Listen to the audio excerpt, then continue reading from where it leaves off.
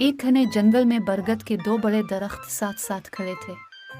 दर हकीकत वो एक दूसरे से इतने कम फासले पर थे कि उन्होंने एक बहुत बड़ा बरगद का दरख्त बना दिया। इस दरख्त में हजारों कूंजें रहती थीं। इसके तने में एक गहरे सुराख में एक बड़ा काला सांप भी रहता था।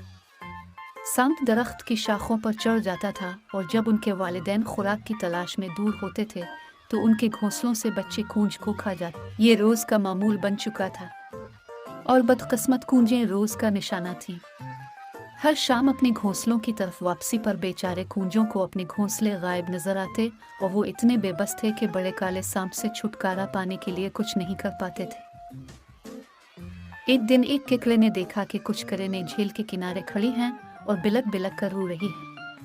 इसने उनसे उनके गम की वजह पूछी।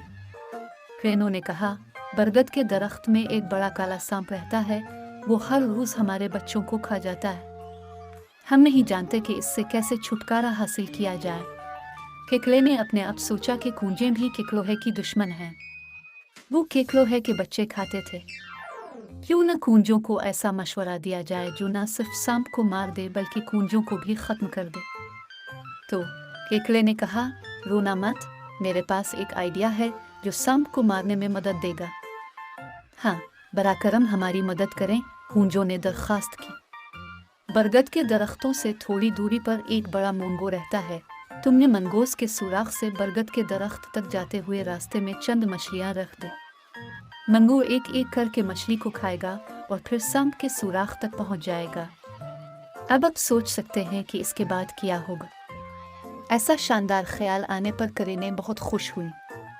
उन्होंने प्लान के मुताबिक काम किया।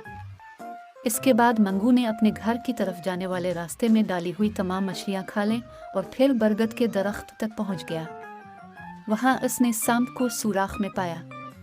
इनके दरमियान जबरदस्त लड़ाई हुई और मंगू ने सांप को मार डाला। लेकिन सांप को मारने के बाद वापस अपने सुराख में जाने के बजाय मंगू मजीद दरख्त पर चढ़ गया और एक एक करके कूंजों के बच्चों को खाने लगा। जल्द ही मंगोज ने बरगद के दरख्त में रहने वाले तमाम बच्चे कूंजों को खा लिया। बड़ी तादाद में छोटे कूंज खाने के बाद मंगोज बहुत मोटा और काहिल हो गया। एक दिन वो दरख्त की शाख पर सो रहा था कि फिसल कर जमीन पर गिरा और वहीं मर गया। इस कहानी से हमें यह सबक मिलता है कि अपने दुश्मन के मशवरे पर कभी जल्दबाजी ना करें।